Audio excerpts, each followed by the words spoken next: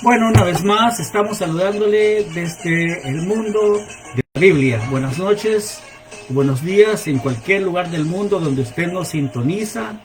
Es nuestro enorme privilegio de parte de Dios, que nos da la vida, que nos da la oportunidad de respirar, de tener salud y de poder también tener esa capacidad de pensar y de relacionar el pensamiento con la capacidad léxica y hablar con usted, llegar hasta usted con nuestras palabras a través de este programa, estas conversaciones tan interesantes. Para mí resulta muy interesante el poder conversar con usted a través del mundo de la Biblia. Vamos a darle continuidad y espero terminar ahora con este tema del Tercer Imperio Mundial que implica el helenismo. El helenismo, entonces, ya lo dijimos, es esa época de la antigüedad clásica que dio inicio con las conquistas de Alejandro en el 334. Si usted recuerda, yo le dije, póngale atención a esta fecha, 334. Y se extiende el helenismo hasta, vamos a decirlo, que hasta la muerte de Cleopatra. Creo que era Cleopatra séptima. Bueno, no recuerdo, ya vamos a ver.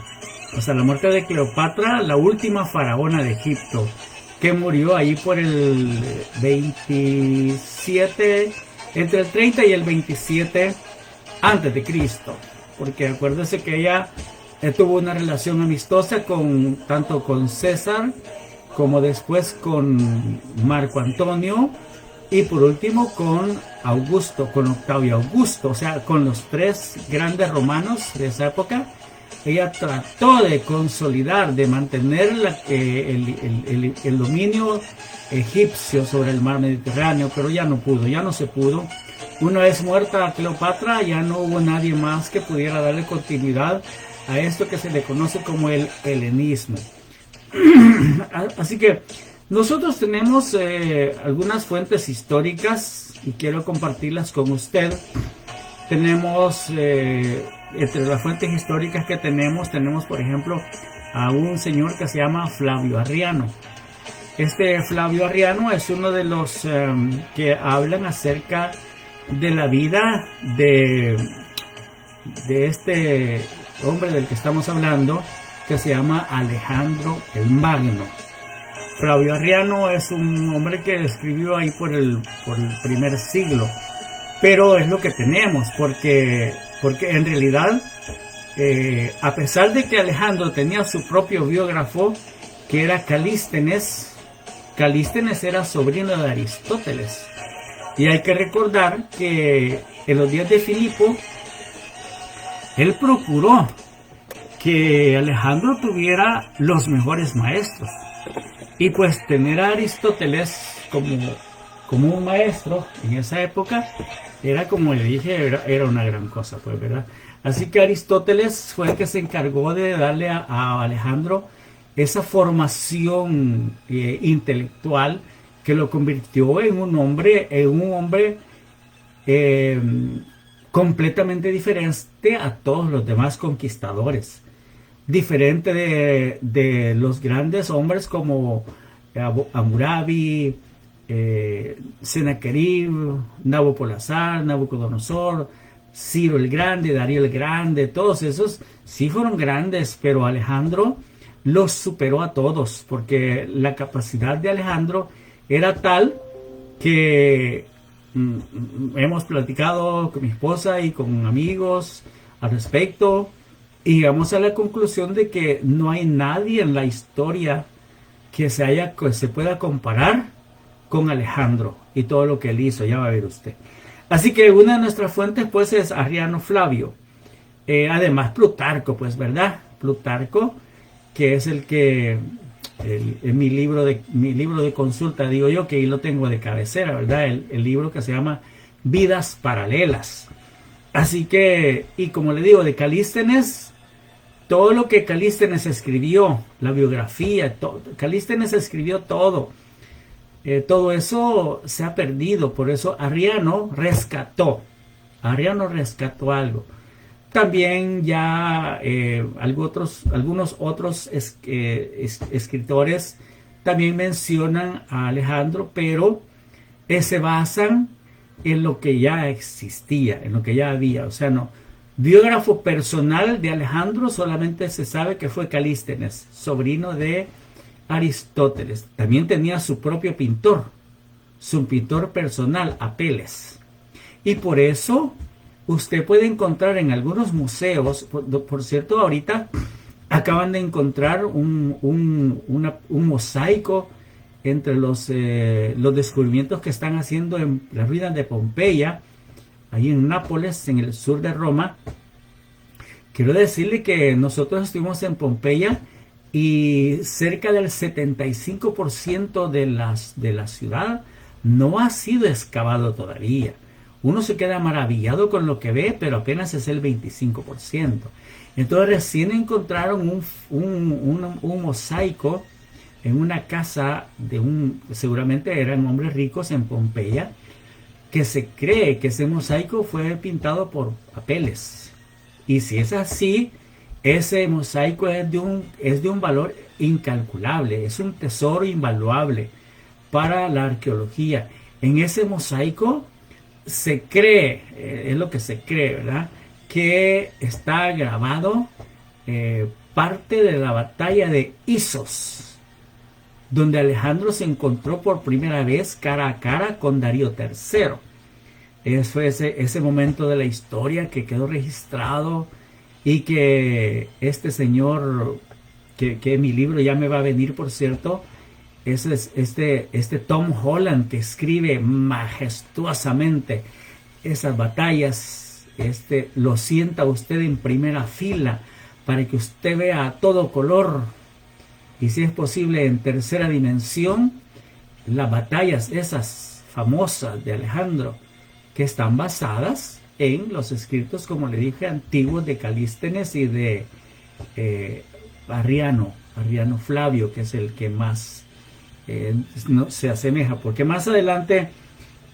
hubo un señor ahí por el siglo III, ya de la era cristiana, que se le conoce como Pseudo-Calístenes, pero él escribe muchas cosas bien fantasiosas acerca de Alejandro, ¿verdad? No tiene mucha credibilidad desde el momento que él, no sabemos cómo se llamaba, pero él se hizo llamar Calístenes como si él fue el biógrafo personal contemporáneo de Alejandro, pero más adelante se descubrió que no, que este pseudo Calístenes era otro señor que no sabemos cómo se llamaba, por eso no tiene mucha credibilidad, ¿verdad? Pero sí, como le dije, Tom Holland en su libro Fuego Griego, Dios mío, él escribe de una manera pero increíble. Consiga el libro, se lo recomiendo. A mí me va a venir ya en estos días. Así que pues entre los como le dije, entre las fuentes históricas que tenemos, Plutarco en Vidas Paralelas y Arriano Flavio, que es magnífico escritor también, ¿verdad? Así que una vez que se estableció el koiné como la lengua franca, porque uno se pregunta, oiga, Eduardo, ¿qué es el koiné? Porque ya vamos hablando del koiné bastantes veces. El griego común o koiné es una fusión. Se fusionaron varios dialectos del Imperio Macedonio con el griego ateniense, el griego de Atenas, el griego culto, el griego que se hablaba en Atenas, pero la Liga Apostólica que seguía a Alejandro, que se llamaban los diádocos, estos diádocos se convirtieron fueron la primera Liga Apostólica, así que no es esa que salió ahí por los años 90, ¿verdad? La Liga Apostólica de la Nueva Era, como le dieron en llamar Peter Wagner. No, esos son odiosos, ¿verdad? Esa gente se están siguiendo sus propios intereses. Dios que lo bendiga. Entonces, pero estas personas lo que hacían era transmitir en los pueblos conquistados todo el bagaje, todo el acervo cultural de los griegos. Es así como se fundaron las escuelas de pensamiento. Allá por el año 430 empezaron a fundarse las escuelas de pensamiento en todo lo que es ese lugar de el Medio Oriente, como se le llamó más adelante, ¿verdad? Pero todo lo que era la Anatolia, lo que era el Irán, Irak ahora, lo que era, póngale usted, todos los pueblos a la orilla del Mar Negro, Azerbaiyán, Georgia, Ucrania, y parte del sur de Rusia hasta Sebastopol, y luego seguimos con todo el mundo de la geografía, maravilloso mundo de la geografía, bendito sea Dios por la geografía y santa historia, digo yo. Yo me he nutrido con toda esa riqueza de la geografía y de la historia, y por eso es que pues, me familiarizo cuando dicen que vamos a cruzar el Hindu Kush. Yo ya sé de qué están hablando de la frontera para entrar a Afganistán, ya en los principios de los montes Himalaya. Entonces todo eso es un mundo que fue alcanzado por Alejandro el Grande, por Alejandro el hijo de Filipo II, y en todos estos lugares fue fundando ciudades que tenían su nombre. Alejandrópolis, o sea, polis era una comunidad, polis, la ciudad de Alejandro, Alejandrópolis. De esas, algunas todavía existen con otros nombres, ¿verdad?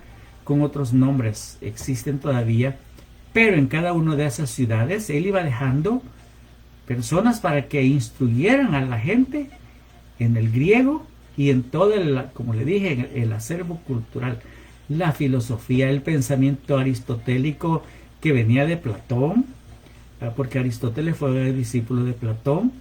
Platón es uno de los primeros pensadores que se le conocen entre los pensadores griegos, a Platón, después Aristóteles, después fueron surgiendo otros, y después las ciudades se convirtieron en escuelas de pensamiento.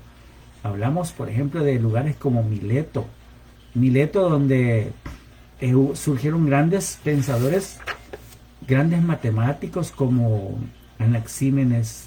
Anaximandro, el mismo Tales, el famoso Tales de Mileto, Hipódamo, como usted le quiere llamar, Hipódamo, que fueron pensadores que marcaron la diferencia en su mundo, en su momento. Si usted alguna vez ha escuchado que, por ejemplo, eso que se le llama el teorema de Euclides, eso es un quebradero de cabeza para la gente que estudia matemáticas, me imagino que para los ingenieros y arquitectos también, ¿verdad? El teorema de Euclides. No me hablen de eso, por favor. Pero ese fue un teorema que se enunció en esta época del helenismo. Entonces, imagínese usted que llegaron a medir la circunferencia de la Tierra 300 años antes de Cristo. Ya conocían la circunferencia, o sea, ¿y cómo lo hicieron? A través de la observación de una estrella. Se paró en este punto y entonces observó una estrella y construyó mentalmente un triángulo. Y entonces ahí descubrió que el cuadrado de la hipotenusa era igual a la suma de los catetos y todo eso. Dios mío, entonces así pudo calcular que la Tierra medía aproximadamente entre 35 y 40 mil kilómetros.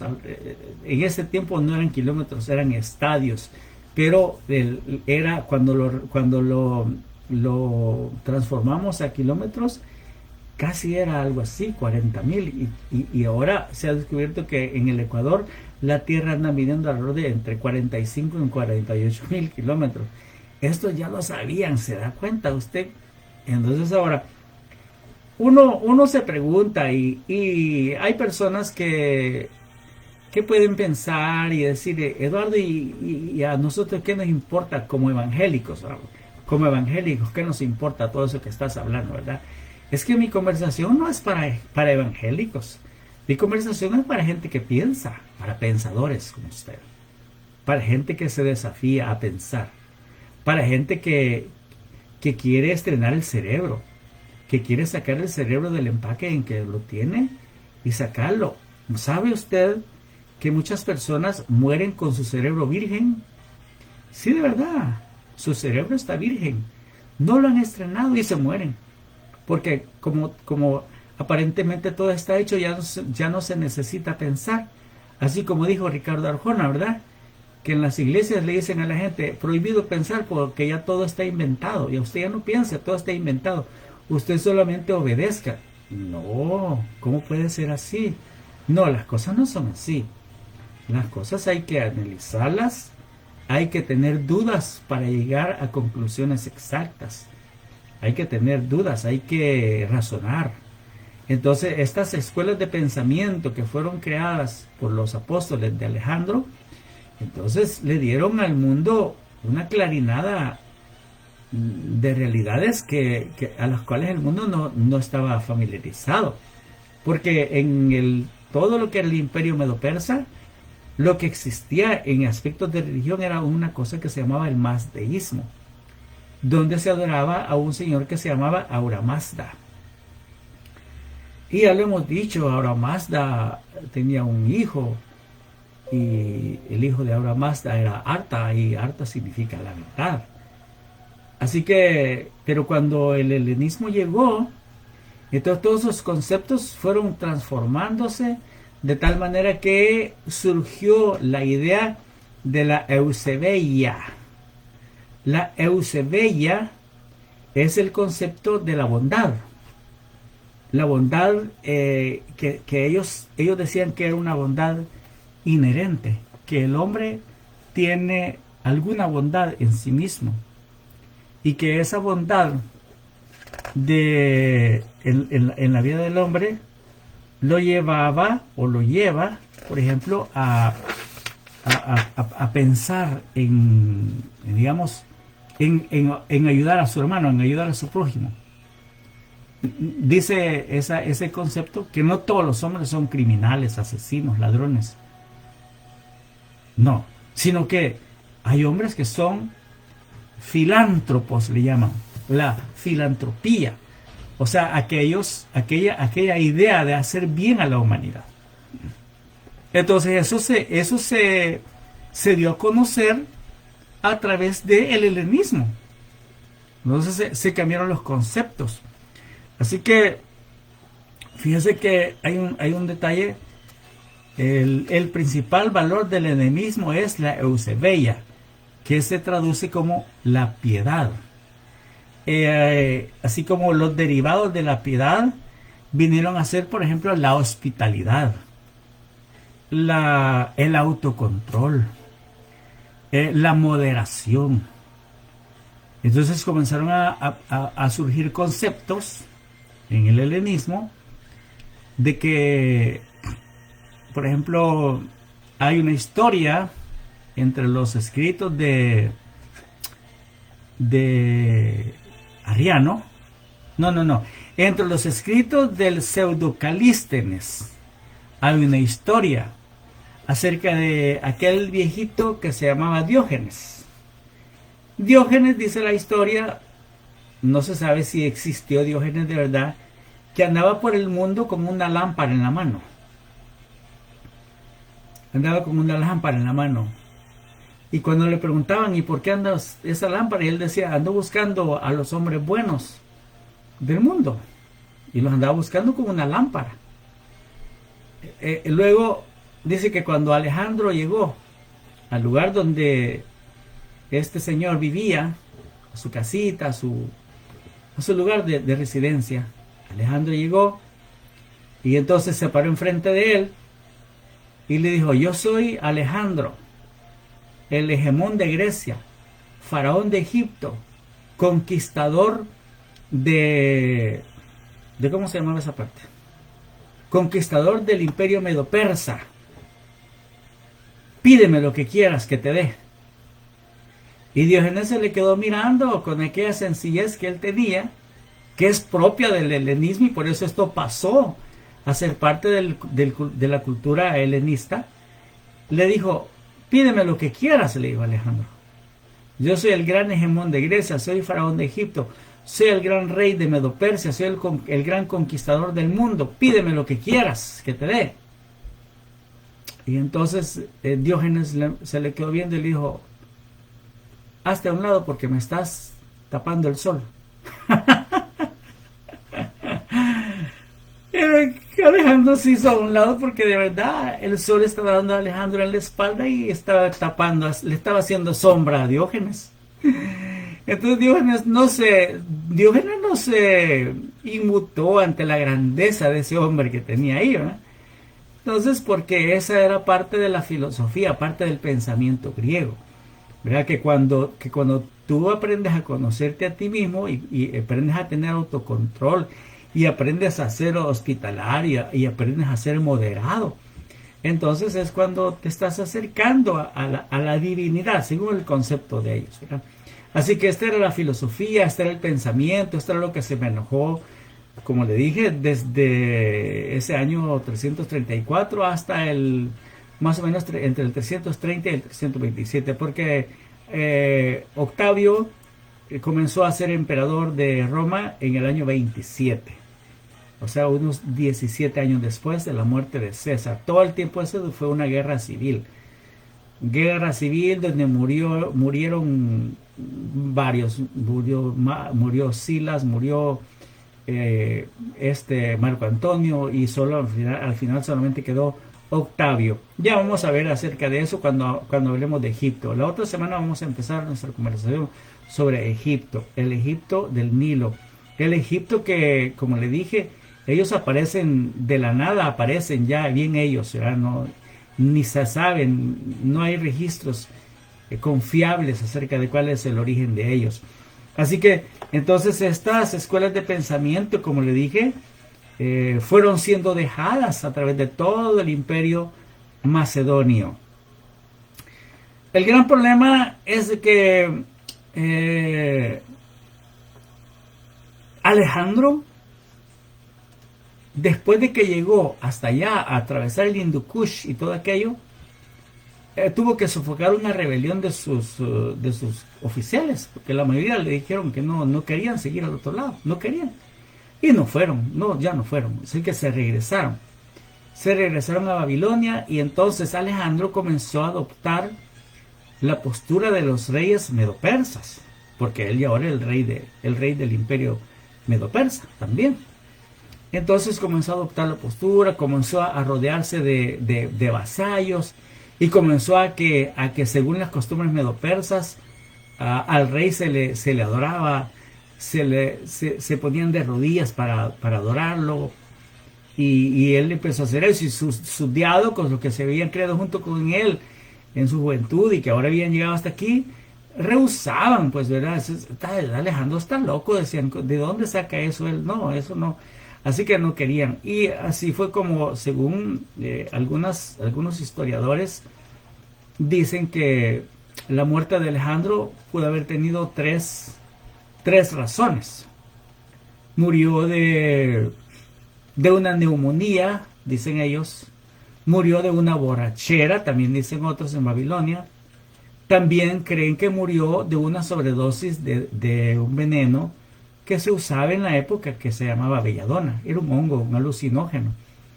Entonces creen que algunos de sus generales, de esos que le dije que crecieron con él en la juventud y que lo habían acompañado hasta aquí a través de todas las guerras, que fueron testigos de la muerte de Bucéfalo, fueron testigos de la muerte de Hestión. Hestión era el amigo personal de Alejandro.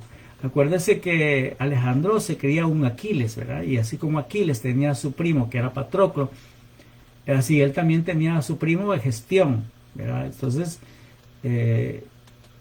murió Gestión, murió Bucéfalo, y Alejandro se quedó prácticamente solo. Ya los otros que lo acompañaban ya no estaban muy de acuerdo con él.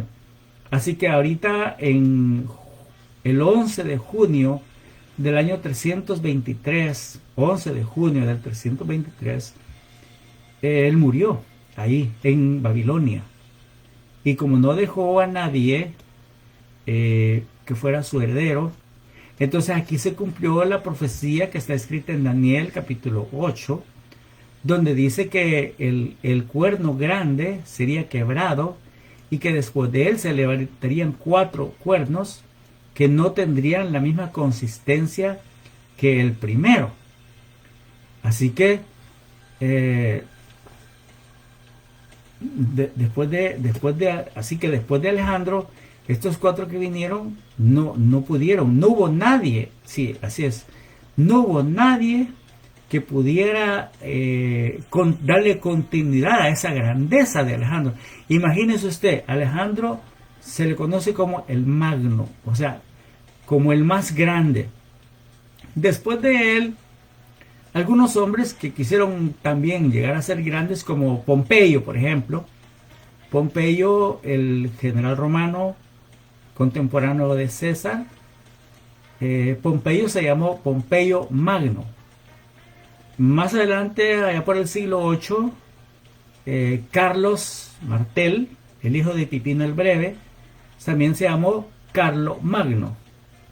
Y también hubo uno de los señores que se sientan en la silla de San Pedro, un papa, vamos a decirlo, un papa, que se llamó Gregorio, que se le conoce como Gregorio Magno. Gregorio Magno. Y yo tuve un tío, primo hermano de mi papá, que se llamaba Magno Campos. Si a mí por poco me ponen Magno, a mí me pusieron Julio César, el compañero de Pompeyo Magno. Pero en la historia pues nos muestra la grandeza de este Alejandro, y nadie ha habido como él. Ya le dije que César, en el año 60 quizás, antes de Cristo, cuando él llegó a la Hispania, a la península ibérica, en esas guerras contra las Galias, ahí él lloró cuando miró la estatua que habían hecho. Ahí habían hecho una estatua de Alejandro, el grande, de Alejandro Magno. Entonces César dijo, ¿cómo es posible?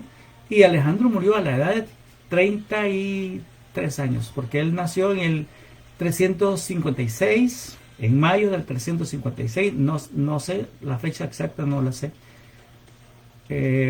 Y murió el 11 de junio del año 323, o sea, 33 años. En mayo había cumplido 33 años y un mes murió Alejandro. Un detalle interesante que estaba viendo la semana pasada es que el sábado era 23 de septiembre y yo estaba hablando acerca de la batalla de Gaugamela, y precisamente ese 23 de septiembre del año 330, ahí fue la batalla de Gaugamela, donde Alejandro se convirtió en el amo del mundo. Vamos a ver, en el 330 derrotó finalmente a Darío III en Gaugamela. Fue el 23 de septiembre, exactamente el día que yo estaba hablando de él también en la semana pasada, sábado 23 de septiembre, se recuerda. Después que estaba viendo el dato, dije, oh, ¿cómo no me fijé antes de este dato? Porque era el 23 de septiembre del año 330.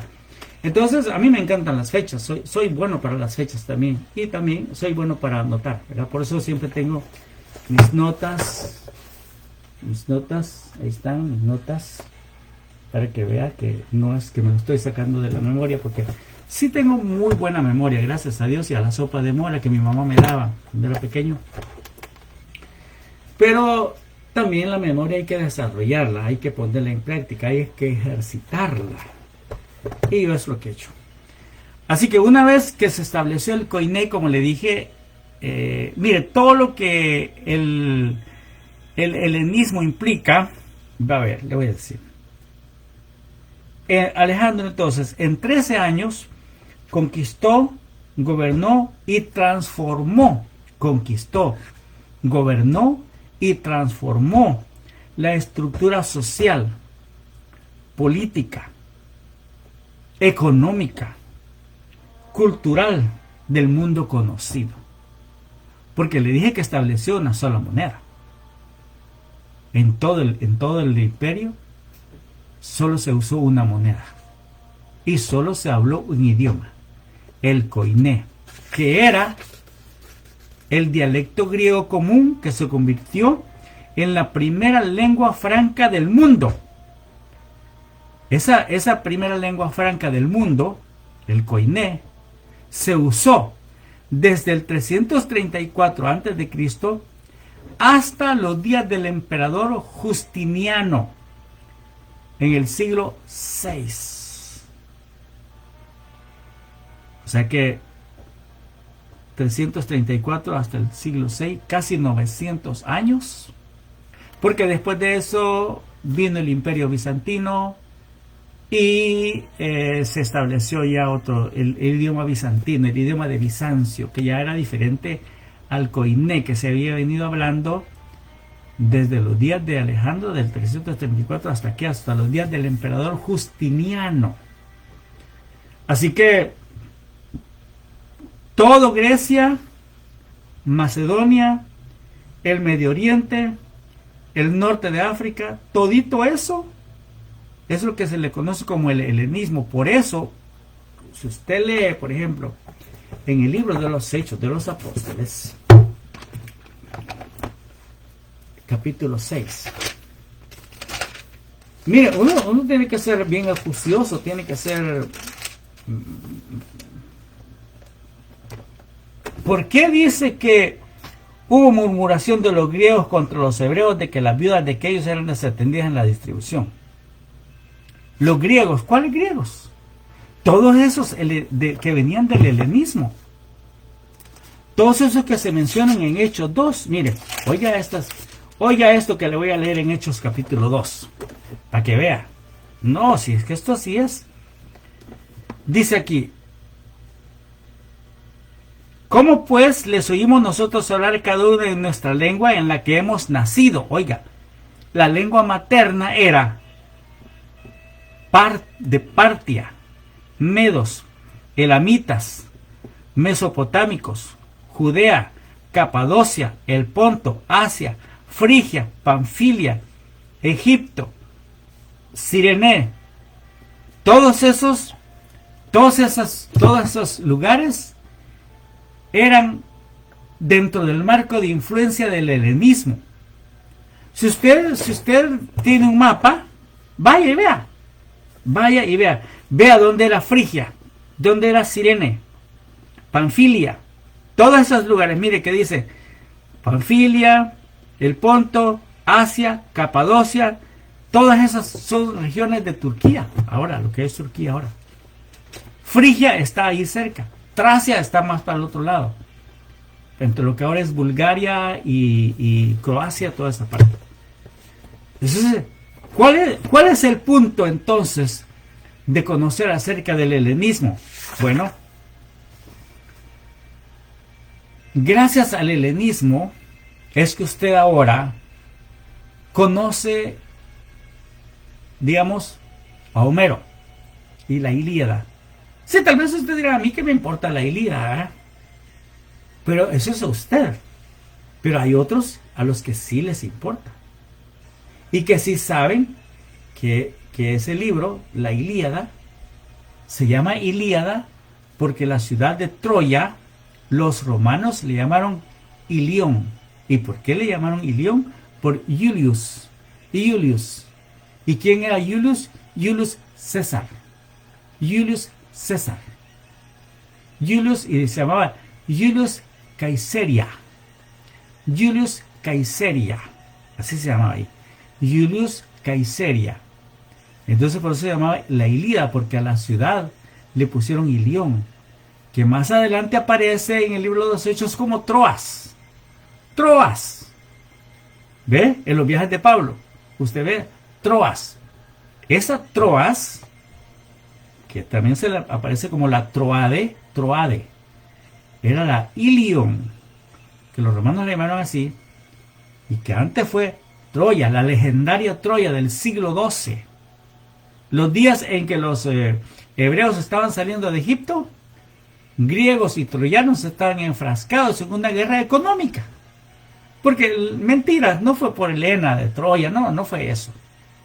No fue porque París se robó a Helena, no. Fue porque el paso de los Dardanelos era un paso vital para el comercio.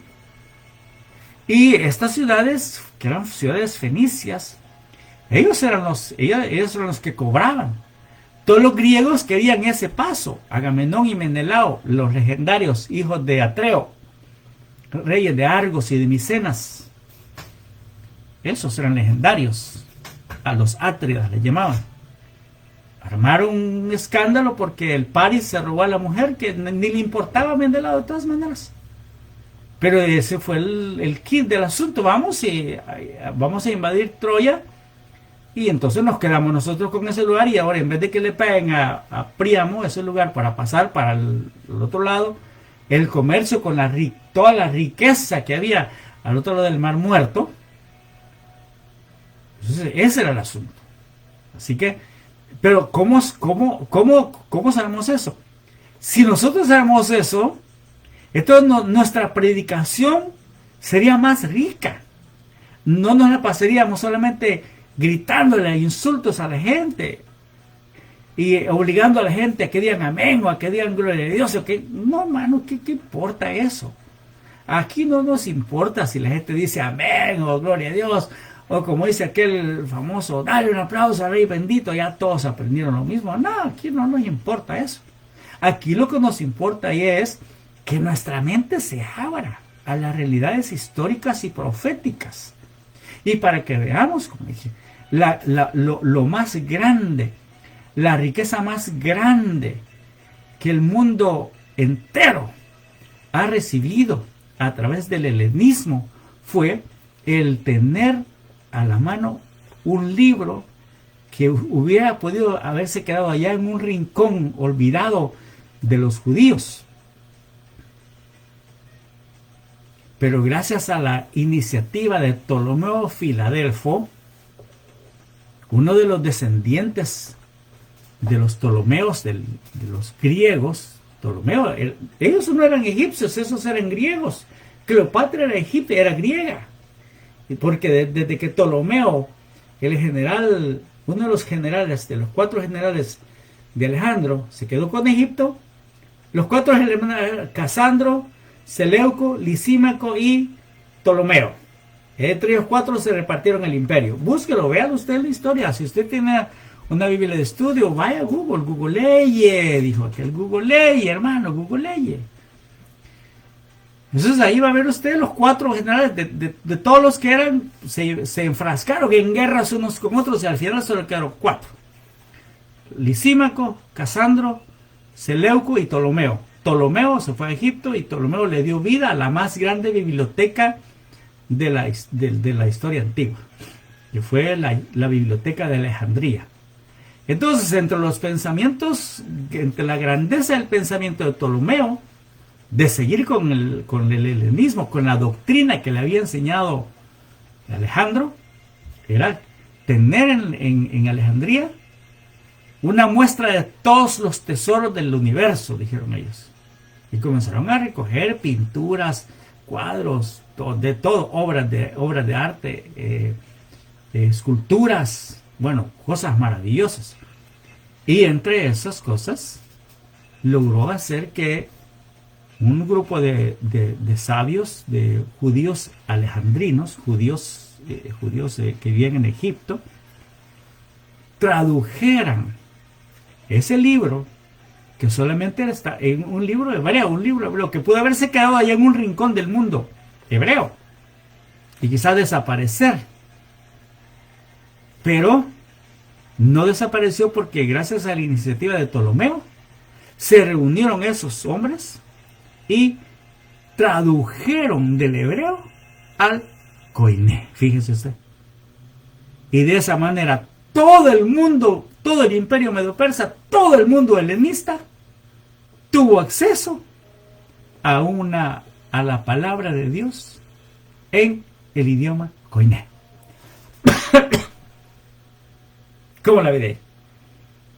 Entonces, ese es el más grande legado que el helenismo le dio a la humanidad. Fíjense que la cultura, que este periodo cultural de la antigüedad clásica, que fue iniciado por ese gran hombre que se llama Alejandro el Grande, con toda,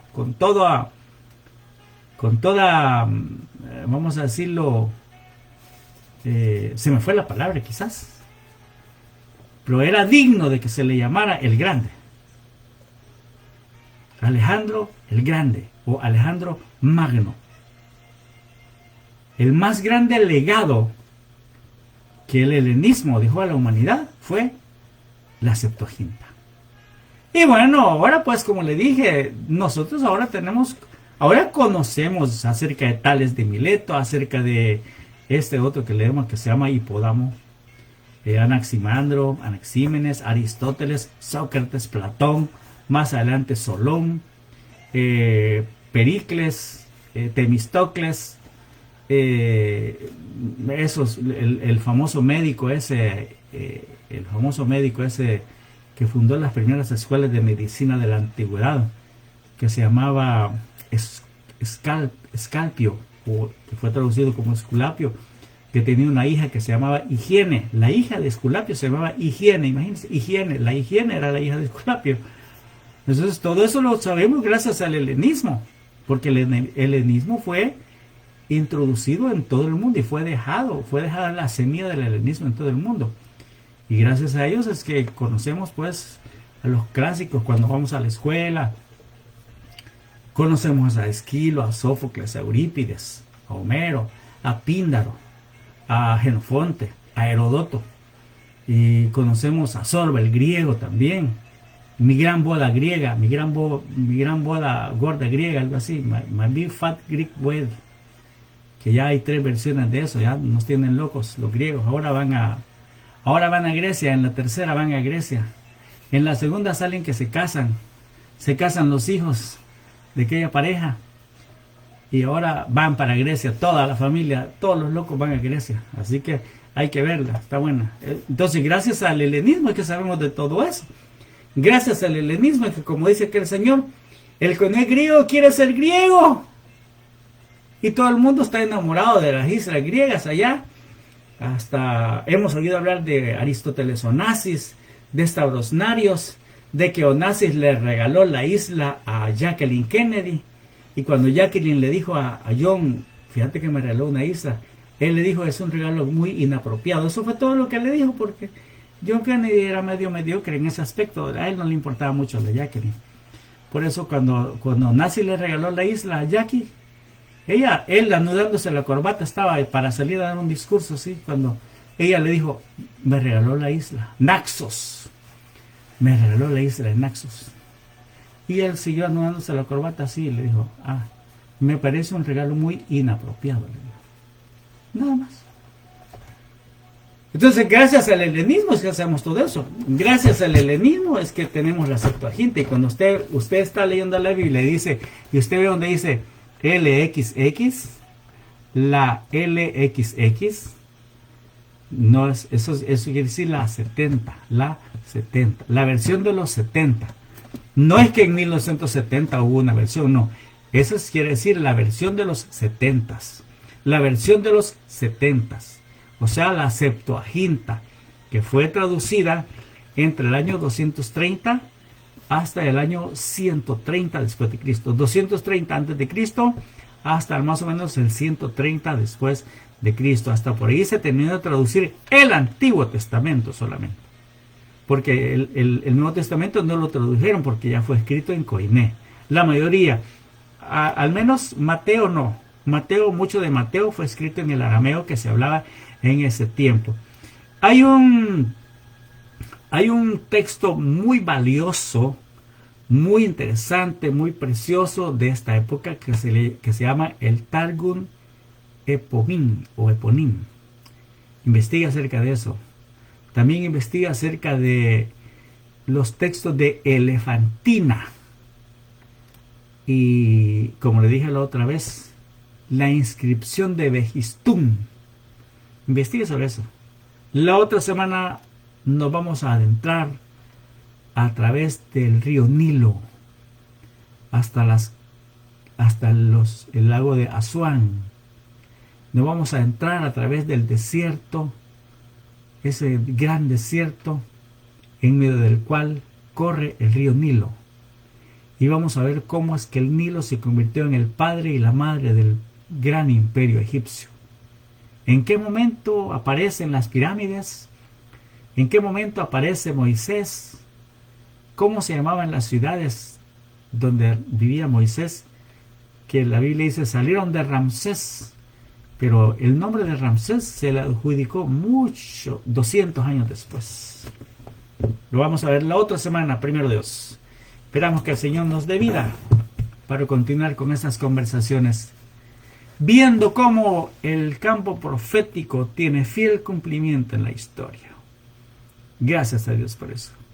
Gracias a Dios por usted que nos mira, que nos sigue, por usted que está cerca y usted que está lejos. Bendiciones para todos. Feliz noche o feliz día, donde quiera que nos sintonice. Gracias, sinceramente muchas gracias, porque usted es una parte muy importante de esta conversación. Adiós. Buenas noches.